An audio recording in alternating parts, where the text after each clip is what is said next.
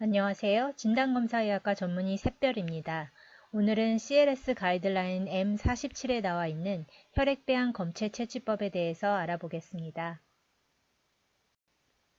학습할 내용은 우선 혈액배양 검체 채취 시 준수사항을 알아보고 무균적 검체 채취 과정을 리뷰한 후에 혈액배양 오염의 정의에 대해서 배워보겠습니다.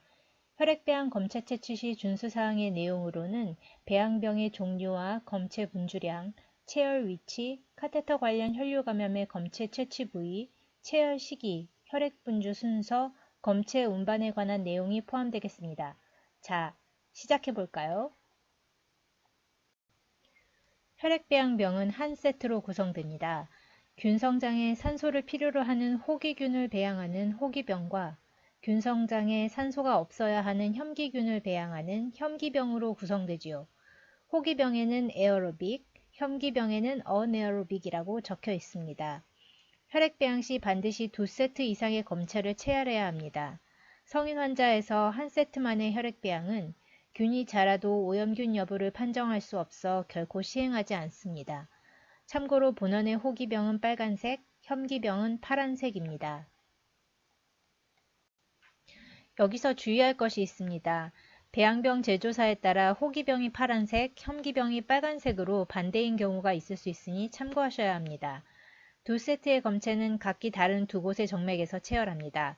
정맥 한 곳에서 15에서 20cc를 채열하여 현기병, 호기병에 7에서 10cc씩 나누어 담고 다른 곳에서 동일량을 채열해서 두 번째 세트의 현기병, 호기병에 나누어 담습니다. 체열 위치는 보통 팔에서 채취하는 것이 가장 이상적이며 동맥은 부상, 하지 정맥과 카테터 체열은 오염 가능성을 높이므로 피하는 것이 좋습니다. 라인에서 뽑는 혈액보다 정맥천자로 뽑은 혈액이 더 선호됩니다. 부득이하게 라인에서 뽑은 혈액을 사용할 경우 EDTA나 사이트레이트 튜브 등에 담기 전에 혈액 배양병에 먼저 담아야 합니다. 라인에서 혈액을 뽑은 혈액에 균이 자랐을 경우 오염균 여부를 판정하기 위해서는 정맥천자도 반드시 동시에 시행해야 합니다. 라인에서 혈액을 뽑을 경우 잔존 헤파린을 제거하기 위해 워싱을 해야 한다고 생각하실 수 있는데요. 헤파린의 항균제적 활성은 단백질이 풍부한 배양배지에서 효과적으로 제거되기 때문에 초기 혈액을 버리거나 식염수로 워싱할 필요가 없습니다. 물론 소량의 헤파린일 때 해당되는 말입니다. 카테터 관련 혈류 감염이 있을 경우 원인균을 배양하기 위해 혈액 배양을 시행하는데 카테터 종류에 따라서 체열 위치가 달라집니다. 만일 카테터가 Short-term peripheral catheter, 즉 단기간 유치된 말단 부위 카테터일 경우 카테터 팁과 서로 다른 두 곳의 정맥천자로 채취한 2세트의 혈액 배양이 함께 이루어져야 합니다. 중심 정맥관 삽입 환자에게서 카테터 관련 혈류 감염이 의심된다면 적어도 한 세트의 혈액은 정맥천자로 채취해야 하며 다른 한 세트는 카테터 허브나 베너스 억세스 포트 septum에서 채취합니다. 체열 시기는 여러 세트가 동시에 또는 짧은 기간 동안 얻어져야 합니다. 시간 간격을 두고 채취하는 것은 감염성 심내막염이나 카테터 관련 혈관 내 감염 같은 경우에 지속적 균열증을 증명하는 경우에만 필요합니다. 혈액 분주 순서를 살펴보면 EDTA, 헤파린 등이 미생물에 유독하므로 이 같은 체열 보틀에 담기 전에 맨 먼저 혈액 배양 보틀에 혈액을 담아야 합니다. 주사기로 체열한 경우 주사기를 뒤집으면 윗부분에 공기가 모이기 때문에 공기가 없는 바늘 쪽 혈액을 현기병에 먼저 담고 남은 혈액을 호기병에 담습니다. 그 이유는 현기병에 공기가 들어가서는 안 되기 때문입니다. 주의사항이 있는데요. 나비바늘로 체열할 경우 라인에 공기가 있으므로 반대로 호기병에 먼저 혈액을 담고 그 다음에 현기병에 담습니다. 부족하게 채취된 경우 호기병에 우선적으로 혈액을 담아야 하는데 이는 대부분의 균열증을 일으키는 균들이 호기병에서 잘 자라기 때문입니다. 병을 기울이지 않고 똑바로 세운 상태에서 검체를 담도록 하며 마지막에 응고를 막기 위해 병을 부드럽게 뒤집기를 반복해 줍니다. 검체는 2시간 이내에 검사실로 보내져야 하며 냉장 또는 냉동 보관 시 저온에서 사멸하는 균이 있을 수 있어 이를 금합니다. 혈액이 응고되거나 혈액량이 부족한 경우 검체 거절의 사유가 되므로 주의해야 합니다. 다음으로 무균적 검체 채취 과정에 대해서 알아보겠습니다. 검체 채취에 필요한 것은 다음과 같습니다. 2세트 이상의 혈액 배양병, 70% 이소프로필 알코올 솜과 포비돈 솜, 포셉, 멸균 장갑, 우렬대, 배양병 세트 수만큼의 20cc 시린지를 소독 트레이 위에 올려놓습니다. 우선 전체적인 검체 채취 과정을 동영상으로 먼저 시청해 보시겠습니다.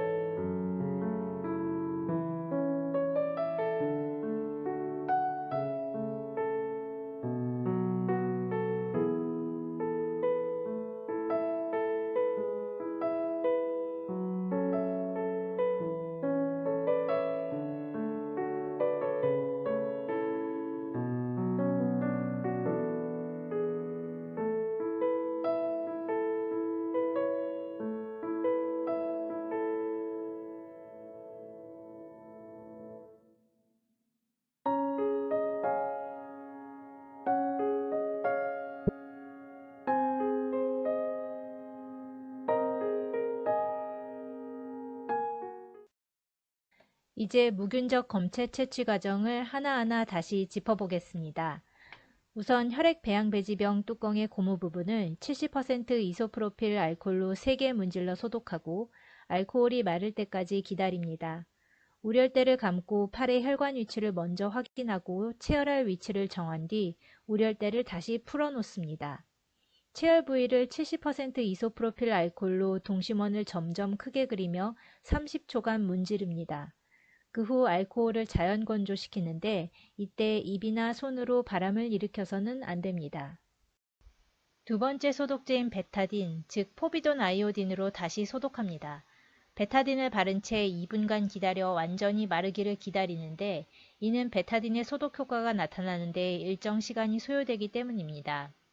우열대를 다시 감고 멸균 장갑을 끼고 손가락으로 혈관 위치를 촉감으로 대략 파악하고 주사 바늘을 삽입합니다.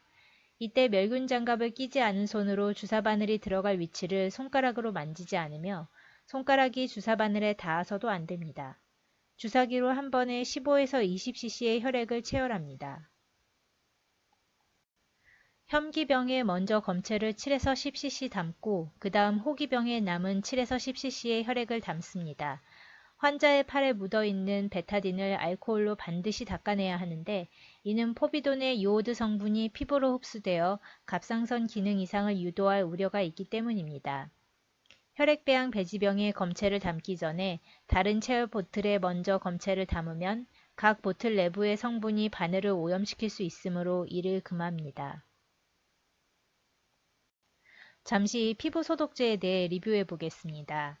요오드 팅크와 클로로퍼록사이드, 글루코론산 클로로헥시딘액이 포비돈 아이오딘보다 소독 효과가 우수한 것으로 알려져 있습니다. 요오드를 포함한 제제는 표면을 소독하는 데 충분한 시간이 필요하며 완전히 건조시켜야 합니다.